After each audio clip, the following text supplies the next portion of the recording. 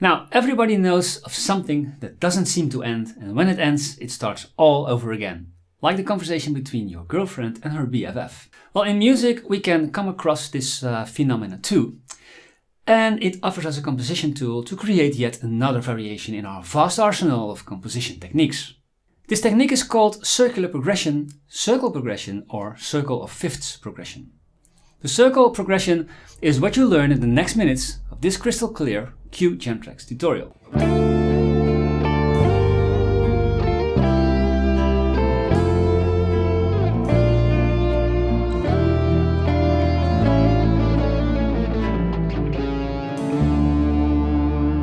The circle progression is characterized by a chain of chords that have a 5-1 relationship, and it was a stalwart of the music composed in the Baroque era, where masters of music like Johann Sebastian Bach, Antonio Vivaldi and Georg Friedrich Händel, who wrote the famous Messiah, to name just a few. Now later on it found its way to jazz and crystallized in the 1-6-2-5-1 and the shorter 2-5-1 progression. In modern times it's still a powerful composition technique for creating strong chord progressions. Now one of the most famous songs in rock is the song Still Got the Blues by Gary Moore, that uses a circular progression in the key of A minor. The circular progression or circle progression depends on the strong 5-1 relationship between chords. So let's take a closer look at this relation before we take off with the circle progressions. Now, first of all, we have to know that the root movement is an important aspect in the sense of strength. The strongest of all root movements is the upward perfect fourth and the downward perfect fifth interval. Another thing you should keep in mind is that leading tones, which are half-step intervals, also create a strong chord cadences. In the 5-1 progression in the key of C major, the G major chord is leading to the C major chord. And in this progression we are dealing with an upward perfect fourth interval, like we've just seen. Now it's a very strong movement of the root notes. In addition, there's also a leading tone. The third of the G chord leads to the root of the C chord. And on top of that there's a common note, the note G, which is the root of the G major chord and the fifth of the C major chord. Now these three ingredients, root movement, a leading tone and a common note, makes the 5-1 cadence the strongest of all. And when we add the 7th to the 5 chord, it gets even stronger because now we have an extra leading tone. The minor 7th of the 5 chord leads to the 3rd of the 1 chord. So now it's clear to us what the essence is of a 5-1 relationship, and we can proceed to the actual circle progression, where the 5-1 relationship between chords plays a crucial role. Now first let's make a definition for the circle progression. A circle progression is a chord sequence that consists of a chain of 5-1 related chords as presented in the circle of fifths. Commonly, a circle progression cycles through the chords of a diatonic scale. Now if we want to explore the 5-1 cadences, what system better to use than the good old circle of fifths? Now if you're not familiar with the circle of fifths, please watch my video, The Circle of Fifths Crystal Clear. Now in the circle of fifths, the tonic of the keys have a 5-1 relationship. If you would follow the keys counterclockwise, that is. Now the root notes go up in perfect fourths or go down in perfect fifths. It's really the same thing because the perfect fifth and the perfect fourth are inversions of each other. So if we would play all the tonic chords from the keys presented in the circle of fifths, we would have a long and winding circle progression.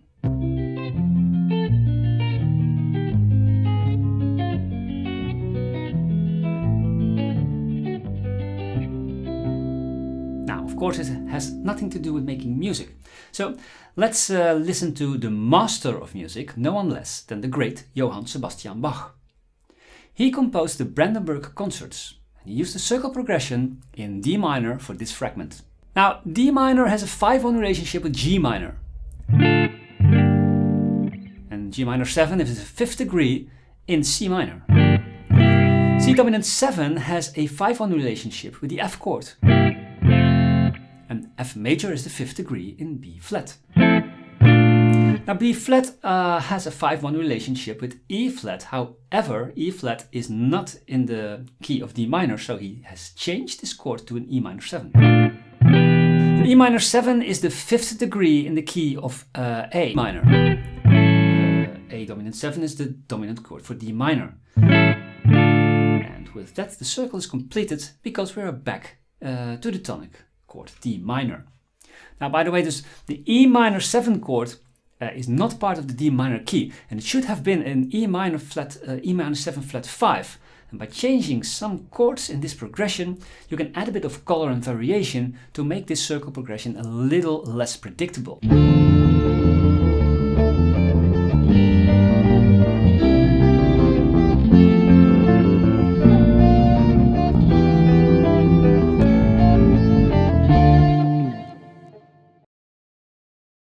Now this fragment of Bach is a more complex piece of music. In pop and rock we could take a more straightforward approach by keeping the chords within the key. And why not take a famous example which everybody heard at least once in his life, Still Got the Blues by Gary Moore. Now the circle progression is written in the key of A minor. And the chords look like this: A minor 7, B minor 7 flat 5, C major 7, D minor, E dominant 7, F major 7 and G 7. And for the perfectionists among us, the E major chord makes it in the harmonic minor scale. Knowledge for fun. The circle progression starts on the 4th degree in this song, and that is the D minor 7 chord. Now, every chord in this progression has a 5-1 relationship with the next one, and this creates a circle progression just as we've seen with the piece of Bach. D minor has a 5-1 relationship with the G chord, which has a 5-1 relationship with the C chord, which has a 5-1 relationship with the F chord, which has a 5-1 relationship with the B chord, more or less. And the B chord has a 5-1 relationship with the E chord. That finally leads to the tonic A minor with a 5-1 relationship. And it sounds like this.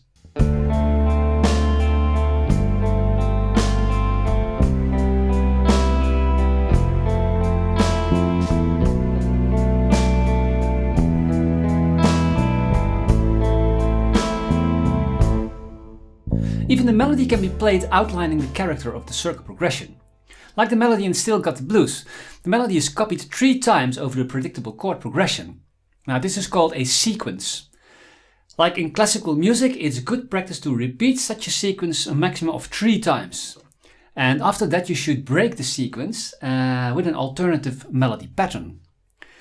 This is exactly what happens in the theme of Still Got the Blues.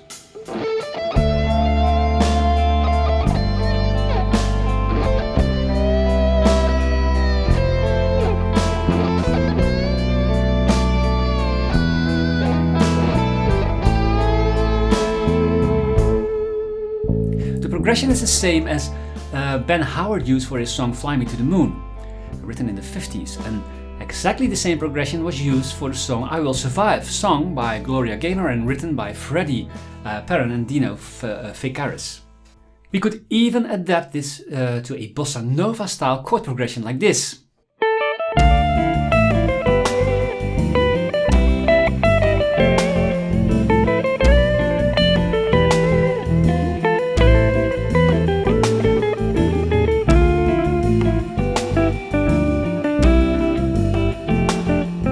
Both Bach and the others used chords within the diatonic scale rather than notes from the circle of fifths. This is called the circle of fifths for harmonic progressions, or short, an harmonic circle progression within the diatonic key. Now possibly the strongest harmonic progression is the classic 6-2-5-1 progression, that in itself is a perfect example of a circle progression. The root notes of these chords travel in descending fifths or ascending fourths or a combination of both. Now the 6-2-5-1 progression lies at the end of the full diatonic harmonic circle progression that we have encountered in the previous examples of Johann Sebastian Bach and of course Gary Moore. The difference is that we're now dealing with the major variant.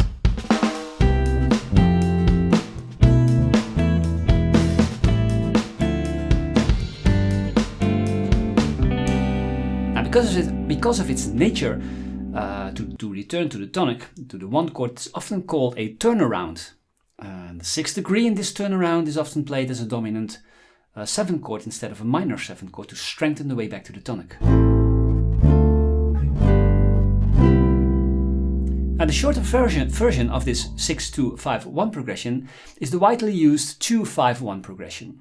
And it's called the staple of Western music. Especially in jazz, you'll find this short progression as a building block for almost every composition. Now chords can be altered with extensions and alterations, creating a vast number of variations. The major version of this mini circle progression looks like this. The minor version bears a diminished chord and could look like this. Now an example from the book in pop music would be the song Sunday Mornings by Maroon 5. The entire song is written in a 2-5-1 progression.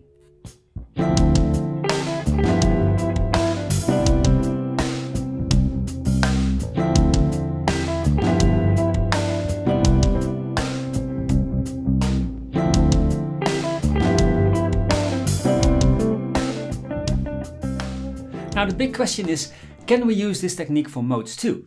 Well, the answer is yes and no. So let's take a closer look. Because all the modes are derived from the tonal system, the diatonic scale to be exact, circle progressions should work well on modes too. In fact, you could change the tonal chord progression and change the characteristic note to the trigger note to trigger the mode in which you are playing. A modal circle progression. Or not? Well, not quite. Listen to the A Dorian circle progression. It's the same progression as we've seen in Still Got the Blues and I Will Survive, but the F is now an F sharp, creating a Dorian circle progression, like this.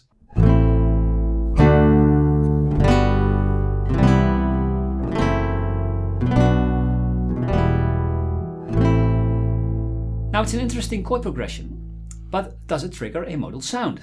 Well, not quite, I would say. And the reason for this is rather obvious. In modal music, the pitfall is an unwanted return to the parent scale. For instance, if you are in the A Dorian mode, you should take care not to end up in the G major scale and leaving the modal sound. Now to do so, we have to avoid tonal functional harmony systems that leads our ear to the tonal sound instead of the modal sound. So you can understand that when we use the strongest functional tonal system we can find, namely the 5-1 relationship, and on top of that we make that system the bones of our composition technique, we are not connected to the essence of modal playing anymore. We stray to the tonal functional harmony of the major key, of which the mode is extracted from. So that's why a circle progression is not the first thing you would use when playing modal. However, don't hesitate to try this and see for yourself. A circle progression is a powerful and strong progression, as we have seen. It was used a lot in the Baroque era around 1700 and has not disappeared until this day. Although it's a strong progression and it sounds very logical, it can also be pretty boring, because all the chord changes are based on the same principle, the 5-1 relationship, which leaves not much for a surprise element. So use it wisely and try not to overdo it. Make it interesting by altering chords within the circle progression. Well, I hope this was crystal clear and I see you next time in a Q Jam Tracks tutorial. Greets from the Netherlands and bye!